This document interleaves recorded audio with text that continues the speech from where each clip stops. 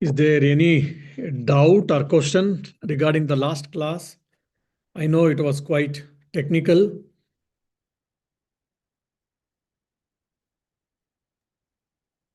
I had a doubt from the class. I think it was the one before, which I wrote to you, like putting it together. So Mhm. you mentioned in the one of the this is the first Anuvakya that Mm. you mentioned that it has the Vayu, right? So why Mm. Vayu and not another element? Like more basic or more all pervasive is Akasha, right? So I was wondering why Vayu and not Akasha, for instance. Okay, So okay. Yeah, yeah. that's it. So one is there, if you see in the Adiloka meditation, already there is a space. Akasha has been given as a sandhi. Okay. Okay, where means the Adiloka, I mean, sorry, the two worlds. I mean, I'll not go to the Sanskrit so that it can be head boggling sometimes for some of you. If you see in the space now where the world exists, I mean, world in the sense like either Earth or the heaven or the any other world, for an example, it all Mm. exists in the space. So space is a substratum in where everything exists. So that is the reason in Sandhi they have taken. Okay. Sandhanam is a connector. Okay. In the space is a substratum. There is a, gross world, which is the earth where we are living. And there is also a subtle universe, subtle world, which is called heaven here, basically. Mm-hmm. And there's a quite a good amount of distance physically. I mean, so that what is the connecting link between the physical universe, gross universe, and the subtle universe? Are Okay. between the earth and the heaven here. That is called Vayu. Now, why it is Vayu? Now, we should not take these things literally. They are very symbolical in the nature. Here, Vayu represents or symbolizes the Prana Shakti, energy, Prana Shakti. So that is much more subtler. So why they have given Vayu? Why not other elements? Because five elements we have got, no doubt. So why only Vayu? Because here Vayu means not the air here. Here Vayu is represents Prana Shakti, the Okay. energy part. That is the reason they have given symbolically, they have taken Vayu instead of any other element. Hmm. Yeah. Okay. And you mentioned sound was created first as the subtle element. How can Mm. it exist before Vayu? Like how can the before the air, like we give sound as the coming into existence, and so that put me in question. Like it is said that the Akasha, the gross element, and the Shabda is its sound is its subtle quality, and this like raises the confusion. Why is air not considered the gross element with sound as its subtle? Instead, we say sparsha or touch being the subtle element of air. Yeah.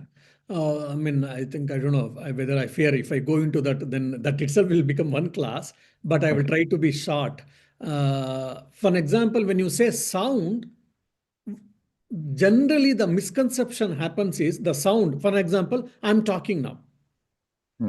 When you heard I am talking, you understood what I mean, what it meant. So when we think of I am talking, generally we get the alphabets, English alphabets. I am talking, isn't it? Actually, the words we remember, but it is sound actually.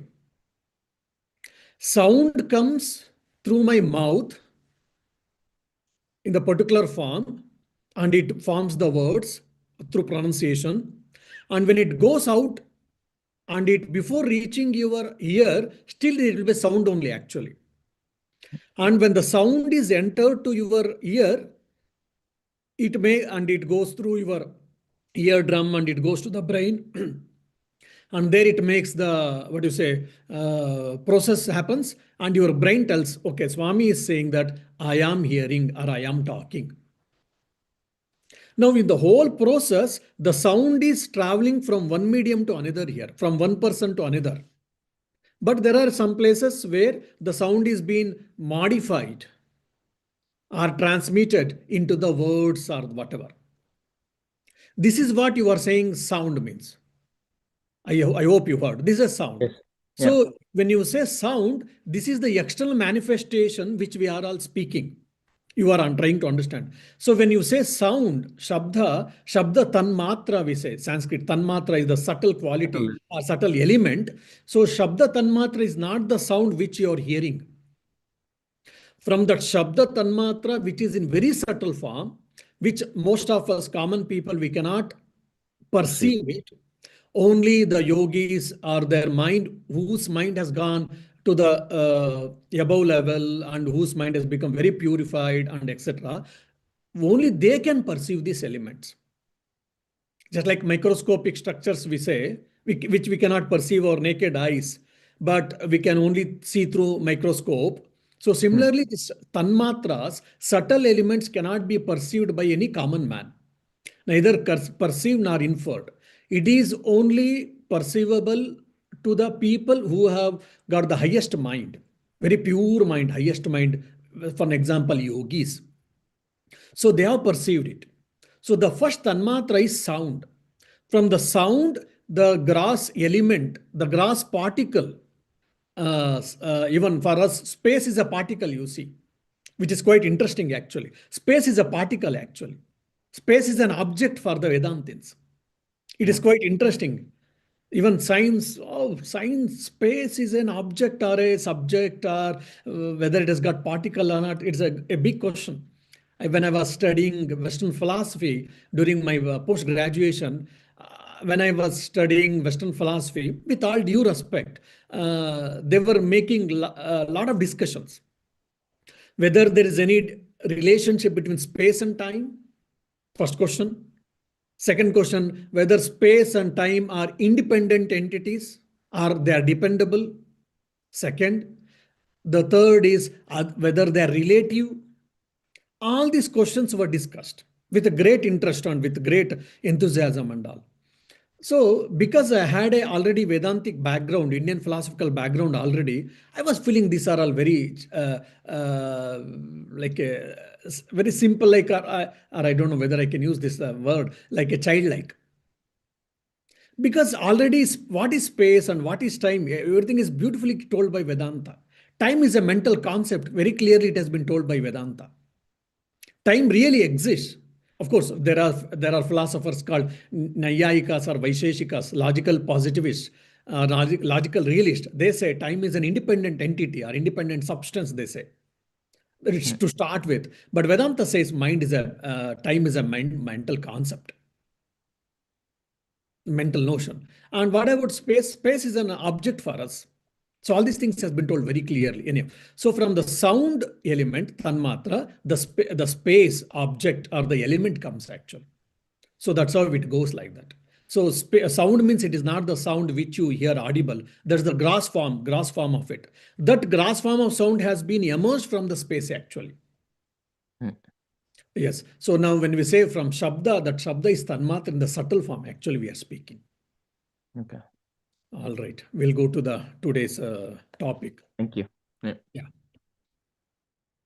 ॐ श्रीगुरुभ्यो नमः हरिः ॐ शन्नो मित्रः शं वरुणः शन्नो भवत्वर्यमा शन्न इन्द्रो बृहस्पतिः शन्नो विष्णुरुक्रमः नमो ब्रह्मणे नमस्ते वायो त्वमेव प्रत्यक्षं ब्रह्मासि त्वमेव प्रत्यक्षं ब्रह्म वदिष्यामि ऋतं वदिष्यामि सत्यं वदिष्यामि तन्मामवतु तद्वक्तारमवतु अवतु माम् अवतु वक्तारम् ॐ शान्ति शान्ति शान्तिः.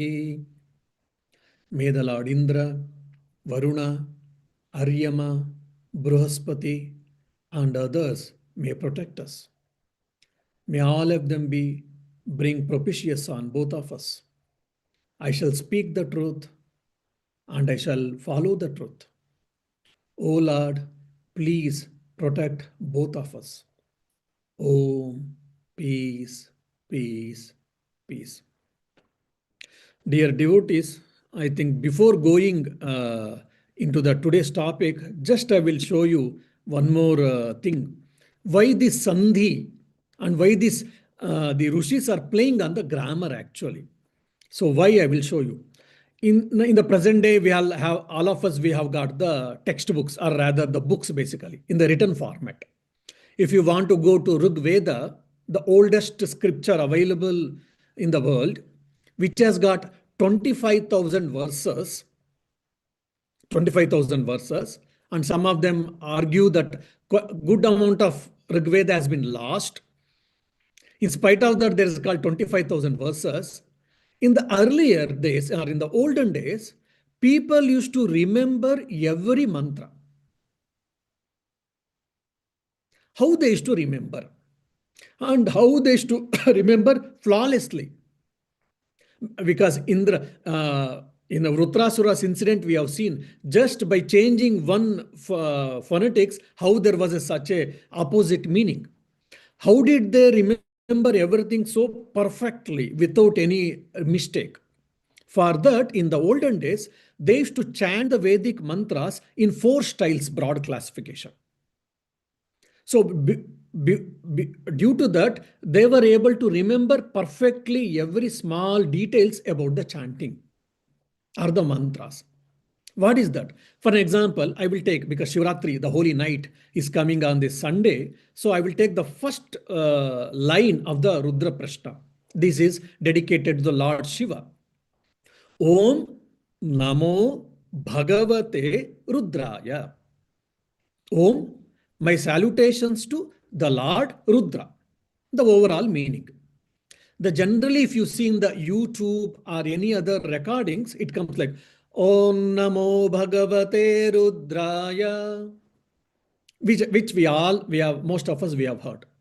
So this chanting style is called Samhita Patha. Patha means chanting, Samhita. The chanting style is called Samhita Patha. Okay, this is a standard, everyone does that. But the Vedic chanting who does in deep, they have to do other things also. Now, Om Namo Bhagavate Rudraya, when they're chanting in the style of Kramapata, it goes like this. Om Namaha, Namaha Bhagavate, Bhagavate Rudraya. If you closely, I'm sorry to boggle your minds with the technical things again. Om Namo Bhagavate, we chanted beginning. Now we are chanting Om Namaha, Namaha Bhagavate. So Namo become Namaha here. Namo become Namaha why? Because of the Sandhi. Om Namaha Bhagavate. When Namaha Bhagavate, when gets joined, it becomes Namo Bhagavate. Now, all the Sandhi rules, when you know, then only you can chant properly. Om Namaha, Namaha Bhagavate, Bhagavate Rudraya. So then it goes Jatapata. Jatapata means complex chanting. Jata means complex actually, or intertwined. It goes Om Namaha Namaha Om Namaha Namaha Bhagavate Bhagavate Namaha Namaha Bhagavate Bhagavate Rudraya Rudraya Bhagavate Bhagavate Rudraya. See, just Om Namo Bhagavate Rudraya. 4 words, they go permutation combination. I have given the formula. A, B, B, A, A, B. It goes like this. So they go front and back, front and back, front and back. 1, 2, 2, 1, 1, 2, 2, 3, 2, 3, 3, 2, 2, 3 like this. So going front and back, in their memory, the chanting was drilled properly. And Ganapata is considered as very great actually. Very few people can do this Ganapata. Just I will do the small, demonstration in front of you. The chanting is just 4 words again. Om Namo Bhagavate Rudraya. So the Ganapata goes like this.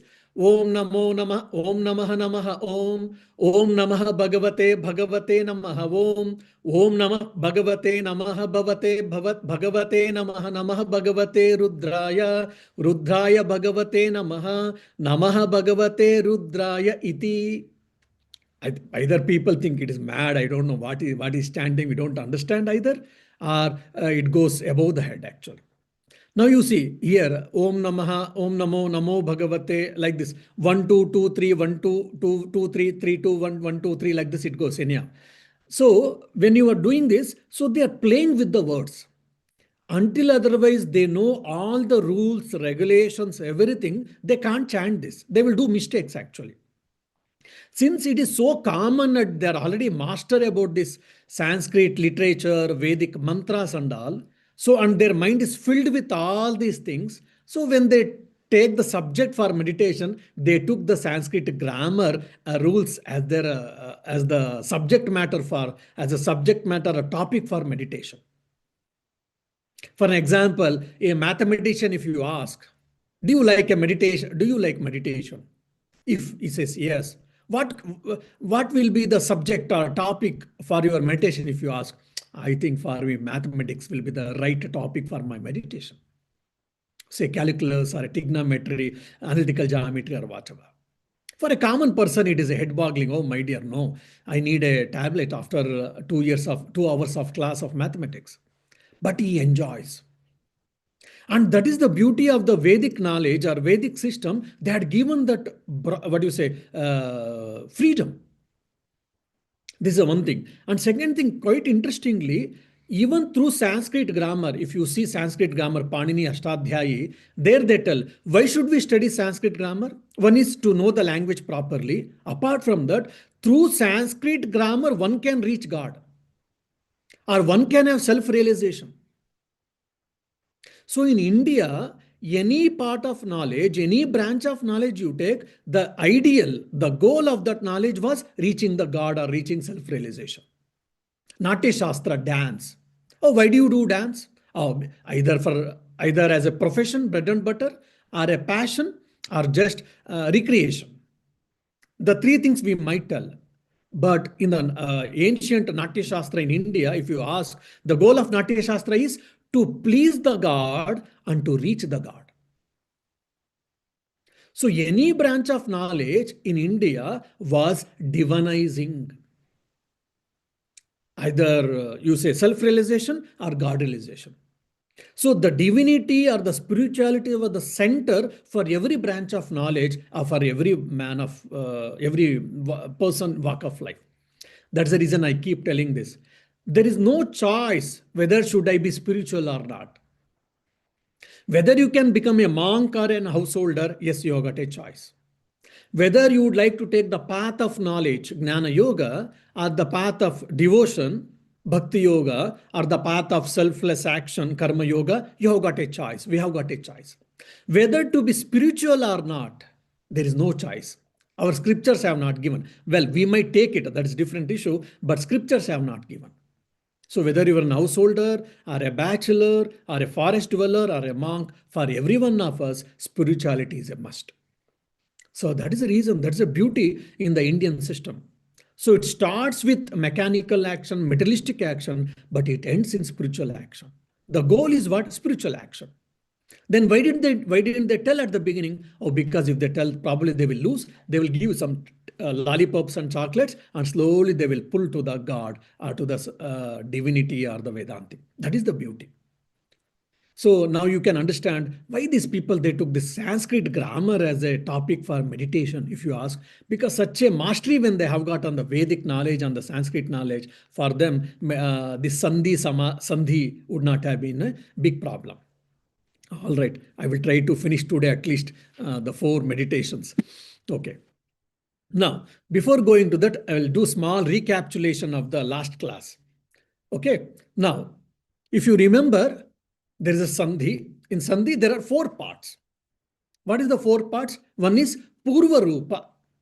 So this is the basic, what you say, basic structure. Basic structure you should remember now. So one is Purva Rupa, former form.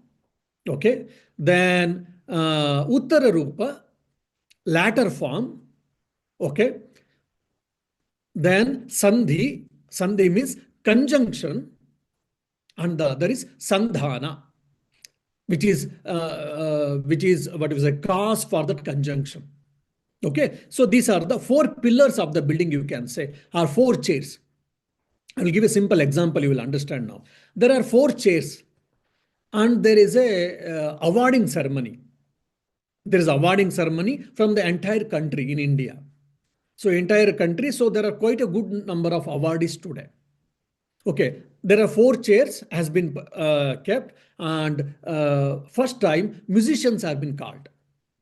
4 musicians were called. 4 musicians sat on the 4 chairs, and they were awarded. Then we said thanks. Then the 4 musicians got up and they left. Now 4 athletes have been called. 4 athletes are sitting on the same chair again, and we are giving the awards. And after receiving the awards, we thanked them, and they thanked us, and they left. And then 4 celebrities, film actors came. They sat on the 4 chairs, same 4 chairs again. So again we awarded them, and they left. Then 4 philanthropists came. They sat, we awarded them, we left. Now the chairs are common, but the people, the class of people, the group of people are chairing. First, sometimes it was musicians, sometimes it was a sports or athlete people, sometimes it was philanthropists, sometimes probably it was celebrities or film actors. So like that, this is the 4 chairs like that. You can think Purva Rupa, Uttara Rupa, Sandhi, Sandhana. These are 4 basic chairs. So keeping this structure, there are 5 types of meditation. What is the 5 types? Adhiloka, Adhijautisha, Adhividya, Adhipraja, Adhyatma. Adhiloka, Adhi means related to. Okay, Adhiloka, related to what? Adhi, related to. Loka means worlds. Adhijautisha, Jyotisha means light. Related to light. The meditation is related to lights, actually. Adhiloka, Adhijautisha, Adhividya. Adhividya means related to education or related to knowledge. 3rd type of meditation. 4th, Adhipraja means related to progeny. Then Adhyatmam, related to oneself. Then when we say related to oneself, they said, all right, at least I have been included here. So people are speaking about the world and other things. They didn't bother about me. Now at least at last, finally, they have included me. So people might think that. Okay. Now already we saw the first type of meditation. Adhiloka meditation. Adhiloka Samhita Upasana. Samhita Upasana is the standard thing, is the like pronoun you can say in this context, meditation. And the first type of meditation is called Adhiloka. Now what is in the Adhiloka? Purva Rupa again. The former form is what? Earth. The latter form is heaven. Then the third, the Sandhi, the conjunction is what? Space, that is Akasha. Then the fourth one was what? The Vayu, air. We all know that. Junction, a unifier or binder. Sandhanam can be called as unifier or binder. Okay. All these things we know. And one more thing, if you see, why Purva Rupa they have taken earth only? It is quite interesting. The Vedantic the technology of teaching is they take us from known to unknown. From known to unknown. In front of me, I'm able to see this physical universe, gross universe I'm experiencing at every moment. So that's the reason we have taken it as Purva Rupa, former form, the earth. In the olden days, even in the many of the religions, Semitic religions and even the theistic schools of Vedanta, religious schools also, for everyone, what is their goal from the religious point of view? The scriptures say that attaining heaven. What is the goal of a human birth? It is attaining heaven. We would like to go for heaven. So here, the latter one is what? Heaven. And which represents is our goal, human birth goal, with according to many religions, and also it is a subtle world. And both of them are where? It is in the space actually. So space is a bigger vessel, and these are 2 small vessels like. And what are the connecting ones? Energy or the prana. That is the beauty of it actually. And when you start thinking all these things slowly, what happens? From grass, slowly your mind is going to settle. From grass universe, we are switching over to subtle universe. From subtle universe, you are switching over to energy. From energy, you will be switching over to consciousness. So the rishis are preparing our mind from gross to subtle, subtle to like energy, energy to consciousness. That is the main intention here. So we should not take the words literally, and it is more symbolic here actually. Okay, now giving this enough background, now we will go to the Adhijautisha meditation. Meditation on the lights actually. Now, Agnih Purva Rupam, Aditya Uttara Rupam, Apasandhihi, Vaidhyuta Sandhanam, Ithyadi Jyotisham. Atha, Athadi Jyotisham. Now the meditation on light begins. Begins, I am adding, of course. Now, the Atha means now, Adi Jyotisham, the meditation on light. So there is a declaration. Okay, we shall try to meditate on the light. Okay, what is the former form? Agnih Purva Rupam. Fire is the former form. Aditya Uttara Rupam. The sun is the latter form. Then Apasandhi. Water is the junction. Water is their junction. Water, H2O is the junction. Vaidhyuta Sandhanam. The lightning is the binder here, binding force. Ityadi Jyotisham. This is the meditation on light. Over. Topic over. Discussion over. You see, meditation topic is over actually for them. Why you know? Because in those days they were aware of all these things. And interestingly, if you read deeply, you will also, I think, at least it is according to me, that in those days they were not ready to teach the secrets for anyone and everyone. Because knowledge can be misused. That's the reason they only gave in a symbolic way or in a formula way. Only interested people, eligible people will go to the approach the guru, and they will get all the final details, all the intermediary details, or the fine details. That is the reason they didn't give all the details actually. Now, what kind of meditation? So it is not an astronomy, because here you're using lightning, sun, fire, and lightning and all these things. So it's nothing about the astronomy or physics here. So it is a contemplative retraining of a perception. Our mind will be retrained, our perception will be retrained in a different way here. Let us see what is that.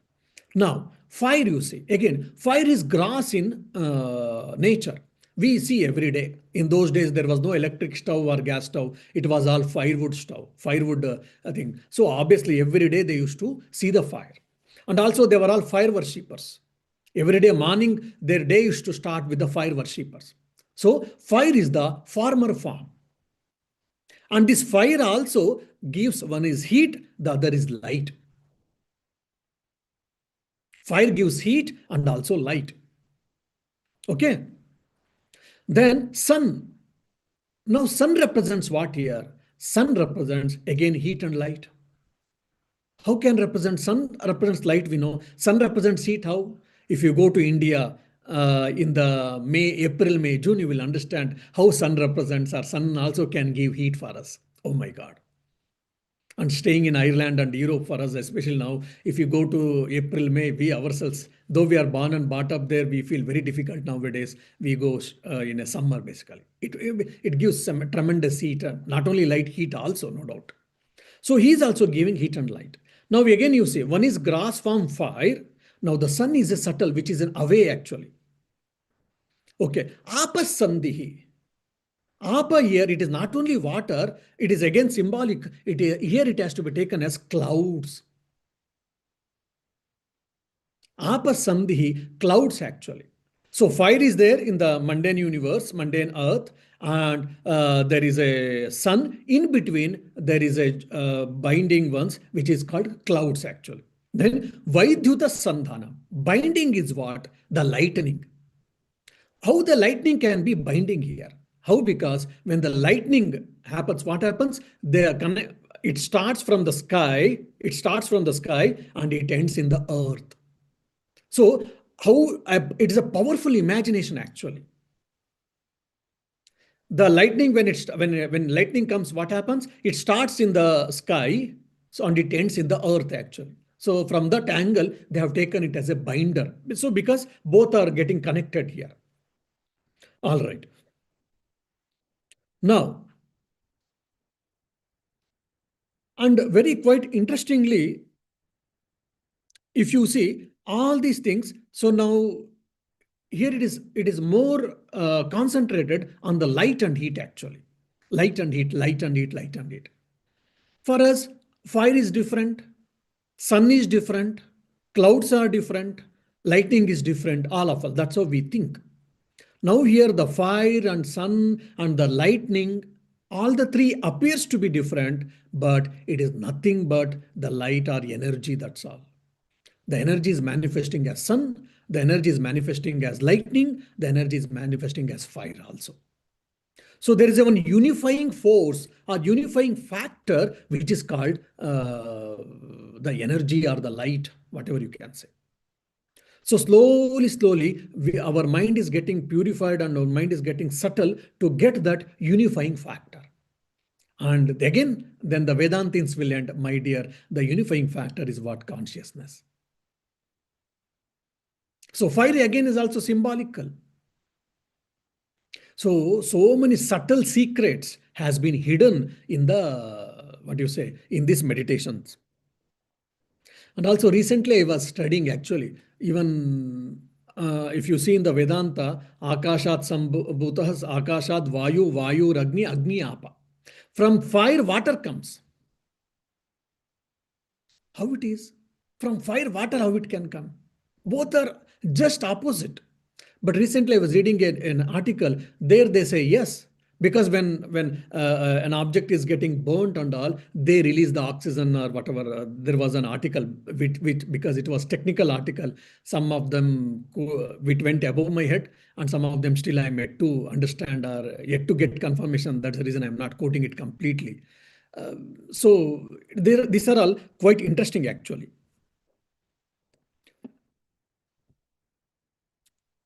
Now, so what will happen actually here is the fire and sun are not separate lights. They are all the luminosity is belonging to only one thing.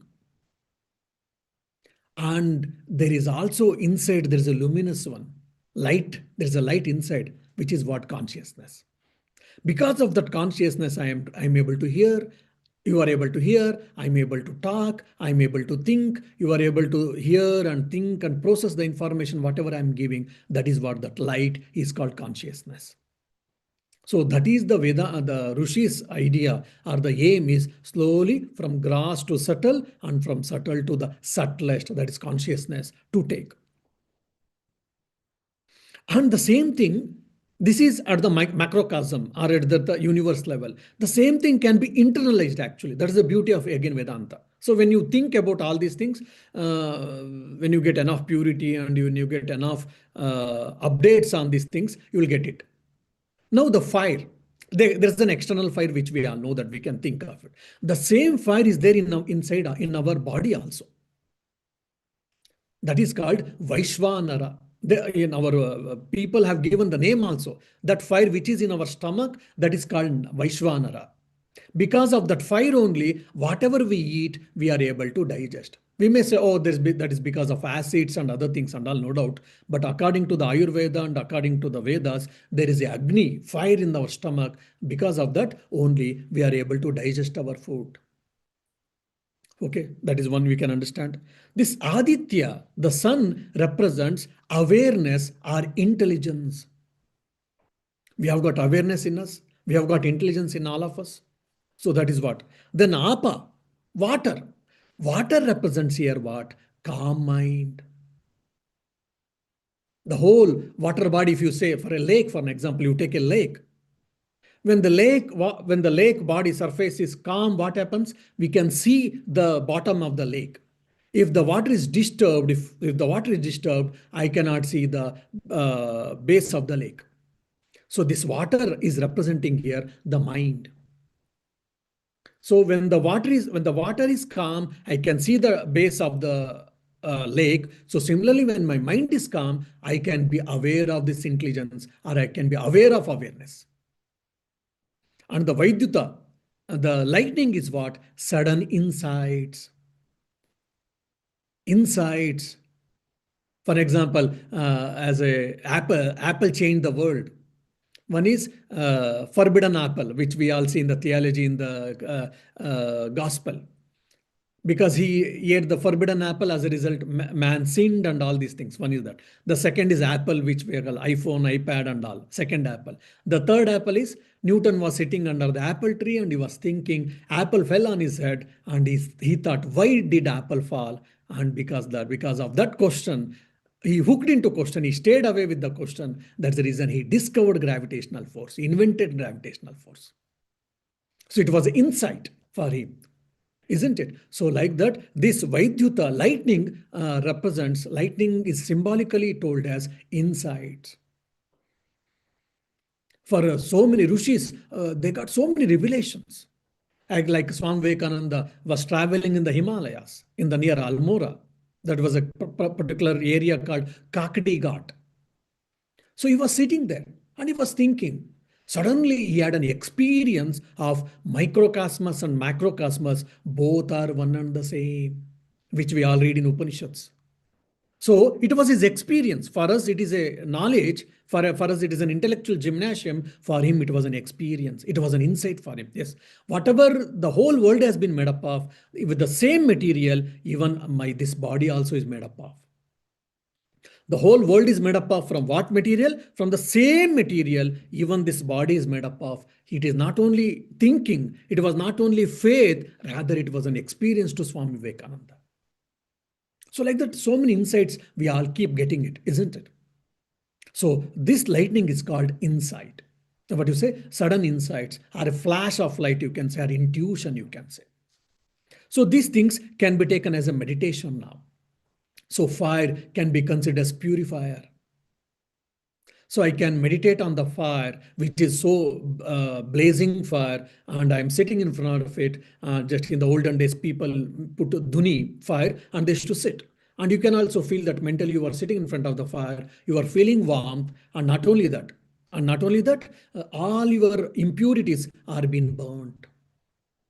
You are sitting in front of fire and you are feeling warmth externally, and inside all your impurities are being burned.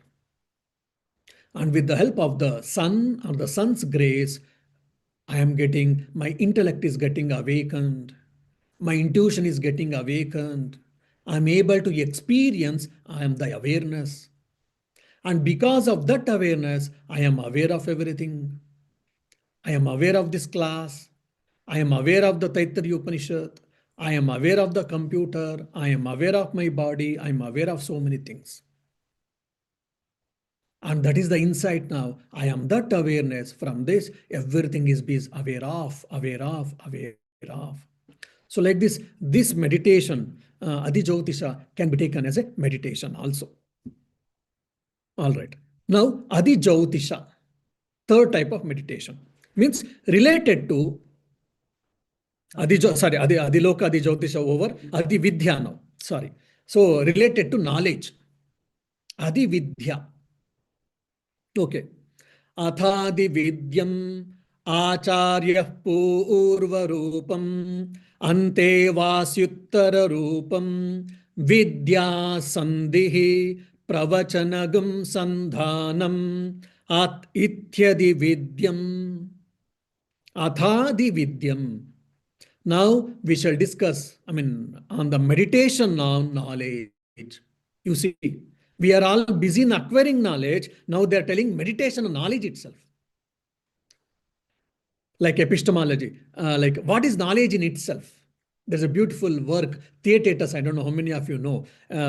There's a beautiful discussion between the Socrates and the Theaetetus. Theaetetus, one of the mathematician. So there's a beautiful discussion with both of them. So Socrates asked, do you know? Theaetetus, since he was being a mathematician, he said, yes, I know. Then he said, what do you know? Oh, Socrates says, oh, I don't know. So do you know? What do you know? He says, oh, I know mathematics. So he says, I don't ask. I'm not asking of what do you know of. I am asking, do you know? Thetis, he starts scratching his head. I think Socrates has lost his mind. It is becoming very clear. I know. What do you know? You were asking. I said, yes. What do you know? I'm selling the content, mathematics, whatever, analytic, arithmetic, algebra, geometry, and all. He said, no, I'm not speaking of aware of, like knowledge of. I'm speaking, do you know knowledge in itself? Then the beautiful discussions happens. Finally, all the theory of anamnesis, theory of Myung, tabula rasa, all these things comes there. It's a quite interesting epistemological work. There we study what is knowledge actually. What is knowledge? So, like that, here, meditation on knowledge itself. That is the beauty of this one. Acharya Purvarupam. Okay, in the knowledge, who is the former form? Who is the former form? The teacher. Acharya, teacher is the former form. Then Ante Vasi Uttara Rupam. When you split it, Ante Vasi Uttara Rupam. Uttara Rupam, latter form, Ante Vasi. Who is this Ante Vasi? Student. Why? Vasi means dwelling, Ante means near. One who is dwelling near where? Dwelling near the forest or water or mobile or a laptop, dwelling near teacher. So in the olden days, today we are all going for online sessions or we will go for Google, Chat, GPT and all, we try to learn things, but that was not available probably and it was not available and it was not prescribed also. In the olden system in India, it was always told residential school. You should stay with the guru and you should learn. One is acquiring the knowledge and staying with the guru, your personality will be mended, your attitude, your thinking, you learn. And by seeing him, you can learn, acquire many things. Even Swami Vivekananda says, our ancient Indian system, education system is always Gurukula Vasa. So Antevasi, the student is dwelling near the teacher. That's why Antevasi means student. Vidya Sandhihi. What is the junction here? The knowledge. Knowledge is the junction. Then Pravachanagam Sandhanam, which is the unifier, binder is what? Teaching. Teaching is the binding force. Then Ityadi Vidyam. Thus is the meditation on the knowledge. Okay, so here it is not asking for any reverence for teacher, any person or whatever. It is meditation on the process of knowledge transmission. It is a meditation on the process of knowledge transmission. Now, sometimes we might feel, what is this Swamiji? Why these are taking all these things and all? These are all very subtle concepts actually. So in those days they were studying. So you see, they have taken the study itself as a part of meditation. Study of not on the subject. On the process of study itself, they have taken the process of study itself as an object of meditation. The process of teaching itself as an object of meditation. So when your mind is calm, when your mind is concentrated, when your mind is ready, you can meditate on anything and everything. For example, you see a rose. Holding to the rose, Swami Vivekananda says, even holding onto a rose, if you start meditating a rose, you can reach Brahman, you can reach consciousness, he says. What? Holding a rose, we can hold rose, no doubt. Meditate, okay, I can think on rose, that is not a big issue. But meditating on the rose, one can reach God, one can reach consciousness. So that is the basic philosophy here. If we don't understand this philosophy, then we think, oh my God, it is a really boring. Really, it is boring and it doesn't make any sense. And what is this Purva Rupa, Uttar Rupa? We might think that. Yeah. Why teacher is Purva Rupa? Oh, because teacher, because he's the respect, we have to give respect. That's why he's taken as a first person. No, not because of that. Why teacher has been taken as Purva Rupa? Because he is the earlier expression of knowledge. The earlier expression of knowledge. And student, the latter expression of the same knowledge. That's the reason. And why Vidya is called Sandhi, knowledge? Because when the teacher and student meet and when they discuss, when the teaching happens, what happens? Then the knowledge transforms one person to another. But Indian education system will not accept this. Oh, teacher transfers the knowledge to the student. Just like we transfer the data from one mobile to another or from one laptop to another. So teacher transforms the knowledge. If you ask, no. The Indian philosophy says, and even Swami Vivekananda says, the teacher is only removes the ignorance. Teacher doesn't impart the knowledge, teacher removes only the ignorance actually. Oh, I am a mathematician, for example, physics teacher, and I'm teaching physics. We all speak, no doubt, in a day-to-day language. Like I'm teaching Vedanta for all of you.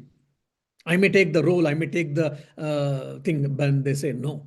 So in the process of teaching is what is happening, because knowledge is internal in nature. Knowledge is there always in the mind. Only by teaching process, by thinking, studying, by doing homework, assignments, what happens? Only the layer of ignorance is removed. That's all. That's a beautiful philosophy. This is actually. We can think a lot about this. So knowledge is the meeting point where the teacher and the student meets. It is a transmission process. Then pravachana, the teaching is sandhanam, binding force. Why? Because knowledge can be transmitted through silence, no doubt, but through clear and continuous articulation, communication, we can teach many things. That is the reason which we can understand.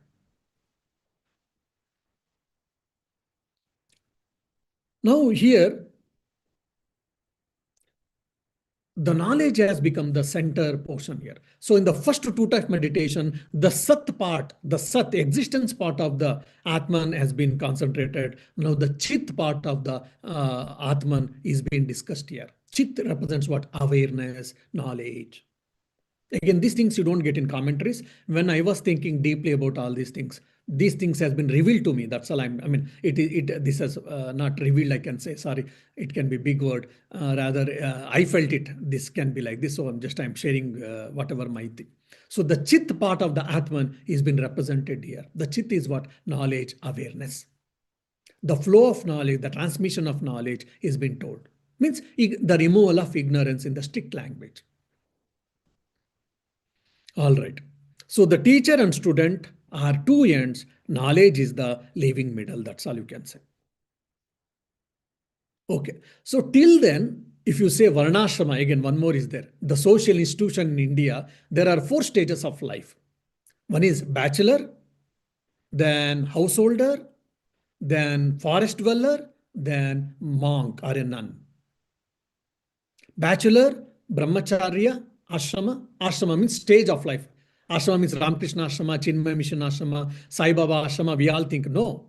That is also one thing. But ashrama means it is a stage of life actually. So brahmacharya ashrama. So stage of life is what? Is a bachelor. So all unmarried people are not bachelors.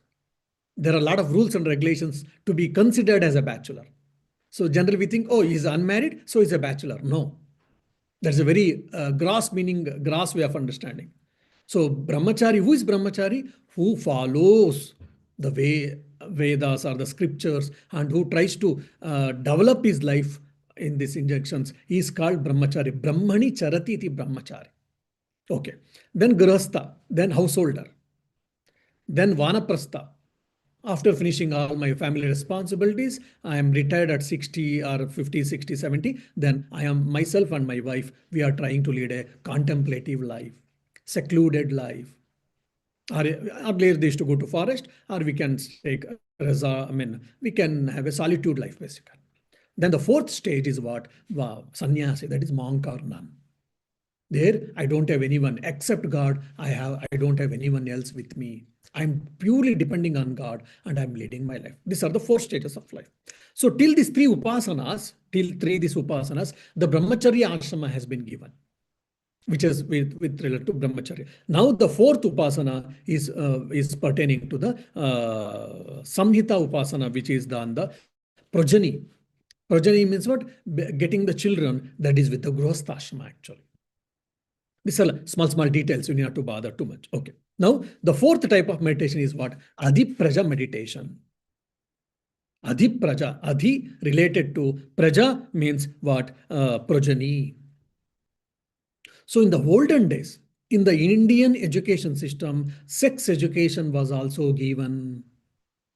But in the very matured, very purified, dignified way. Sex education was given, no doubt, but in a very pure, dignified, standard way. Okay. अथादिप्रजं माताः पूर्वरूपं पितोत्तररूपं प्रजासन्धिः प्रजननगं सन्धानम् इत्यधिप्रजम्. Now the meditation on progeny. The mother or wife is the former form. Mata Purva Rupam. Mother or wife is the former form. Pitottara Rupam. Pita Uttara Rupam. Father is the latter form. Praja Sandhihi. Progeny is the junction. Children is the junction. Then Prajananagam Sandhanam. Procreation is the binding force. So in the olden days, Grihastha, the family life, it was not meant for enjoying the life. Oh, I am a householder, I can enjoy however I want. It is only, all the rules is only for monks or spiritual people. I am a householder, I can enjoy my life in any way. If you think that, no. According to our scriptures, even the Grihastha, the householder, had to follow so many rules and regulations. And if you ask why one is supposed to marry, they used to tell because to take care of society, to take care of my to care of society, to take care of my family, and so that let the family lineage will be what you say progressed, continued. Enjoying myself, whatever I want to enjoy was not the first, it was at the back according to the Indian society, Indian philosophy or social philosophy. Now I want to enjoy, I want to have a free life, and I don't care anything, ethics, morality, it is coming, single living and what all things. But if you see the Indian philosophy, they don't advocate all these things. So the family life goes with lot of responsibilities and with a lot of don'ts and don'ts. That's the reason the children are called Dharma Praja. Means the children is been born for the sake of Dharma, to establish the Dharma, to maintain the Dharma, and all these things. All right. Okay. Now here it is been told mother is the former and the father is the latter, and progeny and procreation is the binding and the connecting. Why they have to meditate on this? So here it is not about any progeny or whatever. It is more of how the life flows from one generation to another. There is a continuation in the life process that has been told here actually. How that individuality or the family will not break through the lineage. So contemplation, the life as unbroken flow basically. So one more you can say, life is received and life is transmitted. Life is received and life is transmitted. Yeah, and spiritual meaning also we can think here, which is quite interesting actually. Here spiritual meaning is what? The children is nothing but the insights. So there is a fight between two types. We will have always two part of mind. For example, I want to get up early morning. One part of my mind is telling, let me get up. The other part of my mind is telling, no, I will not get up. It is so much cold. I want to sleep more. There is a fight. When both the minds will have the same idea, yes, let me get up, then I will get up. If both the mind says that no, we will sleep, then we will sleep. So isn't it? So here the progeny is what? When we have got the frictions between our own mind as a two parts, there will be a problem. But when the two minds have got a coherency, then the life becomes much more easy. Whatever I think I can do, we know what to do, but we are not able to do. Why? Because my mind is not allowing me to do. So one part of the mind knows what to do, the other part of the mind knows what not to do, and both have got a fight. But when there's a coherency, when they've got a mutual understanding, then there'll be no problem. So that has been taken spiritual meaning or internal meaning. So the both minds, lower mind and the above upper mind, both has to be coherent. Means it has to be brought into the same level and to the upper level, so that what happens, insights will come, our life will become better, and we will be able to progress in our spiritual life. This is the internal meaning of the Adipraja meditation. Okay, the last meditation, let me finish it off today. So till now it was from micro, Sorry, from macro, we came to society or family. Then we are coming to the fifth type is micro meditation, that is about oneself. This is Adhyatma. Athadhyatmam adarahanuh purvarupam uttarahanuruttararupam vak sandhihi jivha sandhanam ityadhyatmam atha adhyatmam. Now the meditation on the self. Here now self means body actually. The beauty here is self means here body, not the self actually. Adarahanu Adarahanu Purvarupam. The lower jaw, mouth, they are taking the mouth as the object here. The lower jaw is the former form. And Uttarahanu Ruttararupam. Upper jaw is the latter form. Now you see, Uttara Hanu, Adaha Anuhu, Uttaraha Anuhu. So Anu is a common Adaha Uttaraha. If you are interested in Sanskrit and if you want to improve your Sanskrit vocabulary, Adaha down, Uttaraha above, Hanu means jaw. Now Hanumanta, why he has got a protruding upper jaw? That is why it's called Hanumanta, Hanuman or Hanumanta, we say why. So if you can start learning the Sanskrit words like this, then we can understand and we can learn or we can improve our Sanskrit vocabulary very, very beautifully. Hanumanta, you can say. Yeah. Then Vak Sandhihi. Speech is the junction.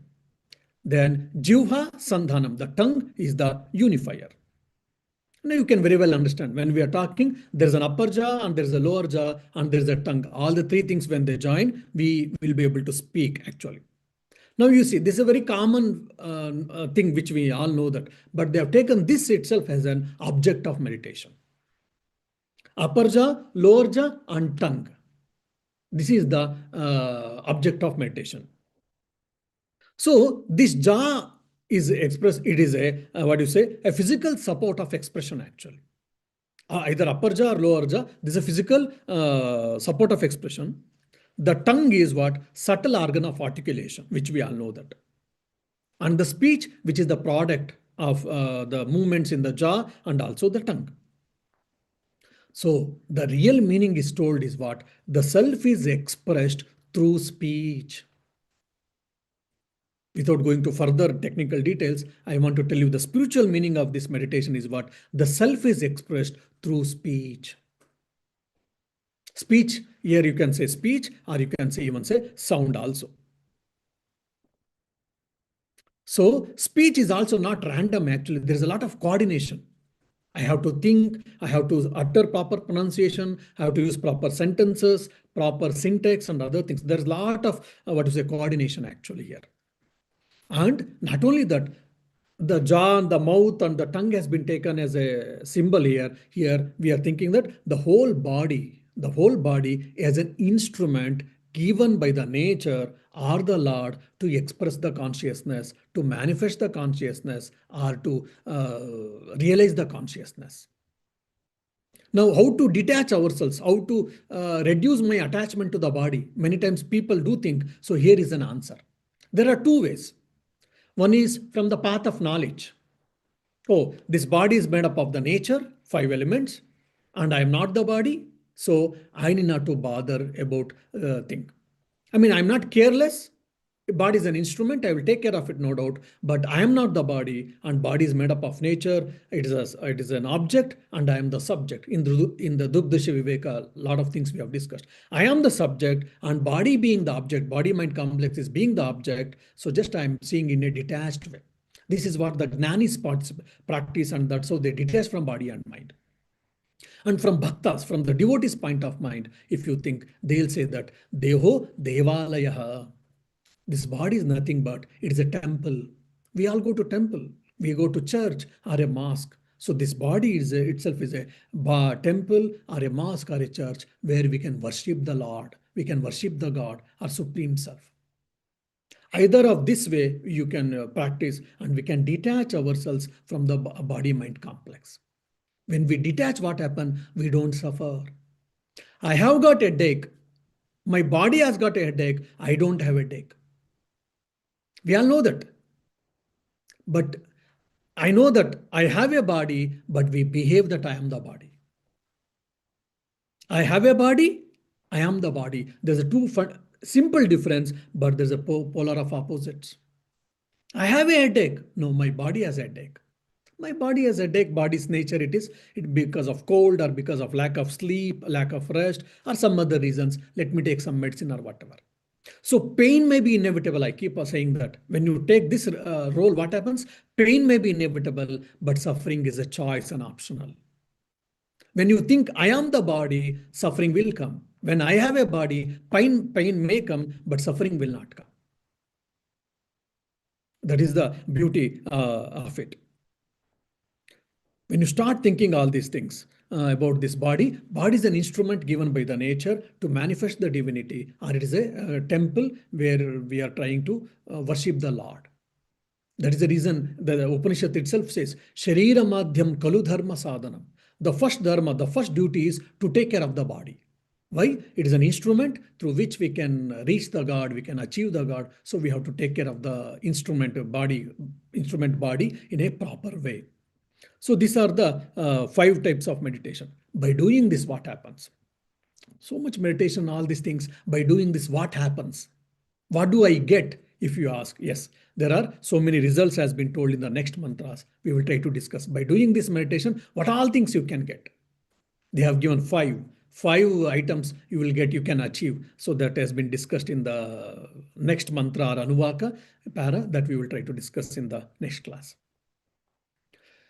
Om Shanti Shanti Shanti Harihi Om Tat Sat Shri Ramakrishna Arpanamastu. Yeah, any questions?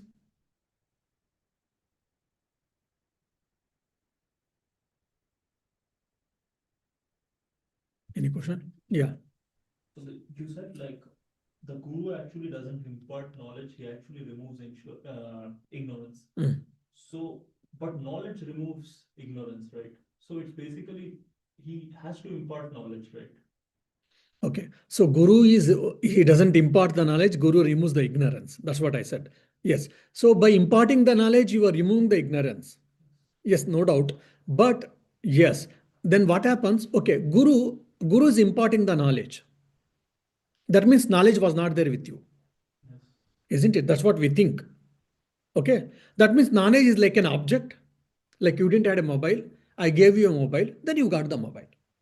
So like that, you didn't have a knowledge on Taittiriya Upanishad. Now I am teaching you, so you are learning, or I'm teaching and you are learning. So I'm imparting the knowledge. That's all we think.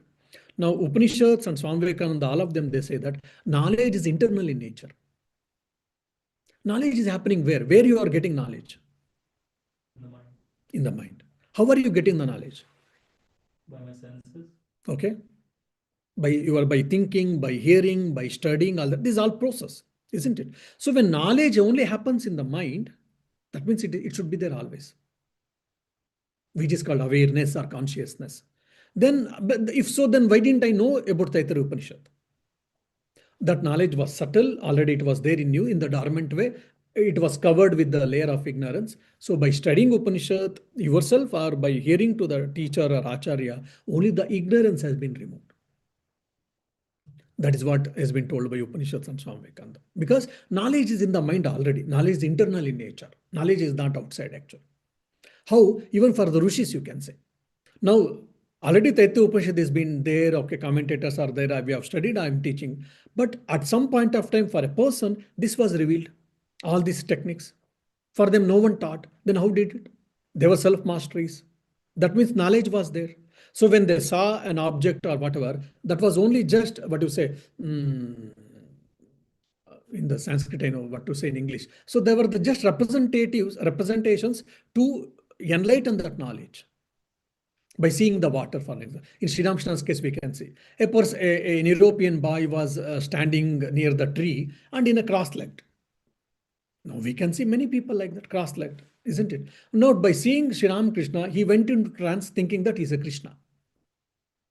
A European boy standing near the tree with a cross-legged was enough for him to think or to go to that top level or the trance level where he was able to see the Krishna. or even he was a 6 or 7 years boy. He was just walking in the paddy field, and he saw the thick clouds with the white cranes. Now, all of us we might have seen and we might have gone. If you have got that aesthetic sense or whatever, we say beautiful black clouds, white cranes, such a beautiful, what do you say, contrast and all. But by seeing that Sri Ramakrishna in the 6 or 7 years boy, his mind went into trance. So that was only nimitta was enough for him to uplift the mind, isn't it? That's a quite interesting actually. Yeah, these are subtle concepts. We have to little think. I mean, just one time you hear, probably it is difficult for us to understand or even accept. Even not to accept also, we have to think little more. Yeah, yeah. Maharaj, I had one observation. So you said contemplative retraining of perception, right? So like rishis are using our observable objects and they're trying to point us towards this unifying factor. So I was reminded of pratibodha viditam matam, like Yes. that in every experience that ultimate reality will be revealed. Yes, actually, if you see, so every Upanishad has adopted different type of process. So there in the Kena Upanishad, the last Upanishad we stated, they said, claim that you are the self-detector, because it is already, they have taken it for granted, you know everything. Okay, here it is taken by step process. Afterwards, Panchakosha Viveka comes here. And then Avastatra Vichara will not come. Shariratraya will come in the second chapter, all these things. Even discussing the different 7 worlds, they discuss all this. So it is called Prakriya. It is a process through which you will reach the consciousness. You reach the consciousness means mentally removing the layer of ignorance, that's all. So these are all mental or intellectual gymnasium or intellectual exercises through which our rishis are asking us to rise ourselves from the gross level to the subtle level, from subtle level to the subtlest level, that is what consciousness. Yeah, and For that, they are preparing our minds. Yeah, and every normal object will no more be just an object. It Yes. will point towards our Even I think, for example, I don't know how many of you know, when we were children, we were taught as soon as you get up, like what do you say, rub your hands and start chanting. What is that? Karagre vasate Lakshmi, Karamadhye Saraswati, Karamule sthite Gauri, Prabhate Karadarshana. Means mother Karagre vasate Lakshmi. Here there is a Lakshmi, and here Saraswati is there, and here Gauri or Durga is there. Now you can see the hand also has become divine here. That's one thing. And the other psychology is, as soon as you get up, you are turning towards right side and getting up, and you are just rubbing your hands and seeing and remembering the Holy Trinity, that is Lakshmi, Durga and Saraswati, and getting up. So again, practicing of mindfulness. Mindfulness and starting the day with remembering the God and the feminine form of God again. And the second mantra was taught for us is, before putting our legs from the bed to the floor, they had taught us, Samudra Vasane Devi Parvatastana Mandale Vishnupatnim Namastubhyam Padasparsham Kshame Kshame. O Mother Earth, you are the spiritual divine consort of Lord Narayana. You are my mother. I am going to keep my foot on you. I don't have anything else. I don't have any other alternative. Please, my sincere apologies. Please forgive me. Now, Earth is a planet, no doubt, we all know that. Now, but here, the Earth has got a presiding deity called Bhudevi or whatever, and she is my divine mother, my own mother. So there is a spiritual concept, spiritual idea even behind the Earth planet. So everything is divinized. And from the Vedantic language, everything is consciousness. From the devotee's point, everything is what? God and God alone. I think there's a beautiful lecture by Swamiji. God is everything. God is everything. It is a rough translation of Ishavasya. Ishavasya midam sarvam. It is the essence of Ishavasya as discussed. God is everything. Yeah. That's the reason I think it is very emphatic statement in one of his lecture. It's quite often my favorite statement. He says, don't see God, see God. It looks very simple, but we have to think, Lord, it is very profound. Don't seek God, see God. So don't seek the self, see the self. Even in Belur Math, Swamiji said, don't seek Brahman, here it is. Yes, that's what I'm saying. Yes, don't seek it. Seeking means it's something else. You are already that. So seek it. See means experience it. Yeah. Thank you, divine dreams. Thank you, you too. Good night. Thank you, Swamiji. Pranam. Thank you, Swamiji.